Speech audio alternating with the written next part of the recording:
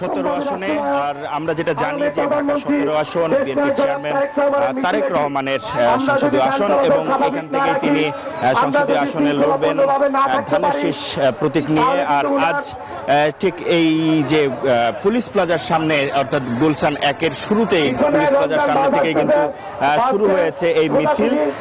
অর্থাৎ এই যে প্রচারণার জন্য বিভিন্ন পেশাজীবী সংগঠনের নেতৃবৃন্দরা কিন্তু এখানে অংশগ্রহণ করেছেন, এবং আমরা দেখতে পেয়েছি যে ঠিক যথা সময়ে সকাল 11টার সময় দেওয়া থাকলেও কিন্তু তার আগে থেকে কিন্তু নেতাকর্মীরা এখানে উপস্থিত হয়েছেন, এবং বিভিন্ন রকম স্লোগান, ব্যানার, ফেস্টুন নিয়ে কিন্তু তারা এখানে নির্বাচনী প্রচারণায় অংশ নিয়েছেন। এবং এখানে কিন্তু বিভিন্ন পেশাজীবীর মধ্যে শিক্ষক, আইনজীবী থেকে শুরু করে যারা আছেন তারা কিন্তু এখানে নির্বাচনী প্রচারণার জন্য এখানে এসেছেন, এবং তারেক রহমানের পক্ষে ধানের শীষে তারা ভোট চাইছেন। এখন বর্তমানে এই যে মিছিলটি, নির্বাচনী প্রচারণা, এই মিছিলটি পুলিশ প্লাজা থেকে শুরু হয়েছে, গুলশান 1 হয়ে গুলশান 2 দিয়ে বনানী মাঠে গিয়ে শেষ হবে, এবং সেখানে একটি সংক্ষিপ্ত সভা সমাবেশ হওয়ার সম্ভাবনা রয়েছে, এমনটা কিন্তু আমরা জানতে পেরেছি।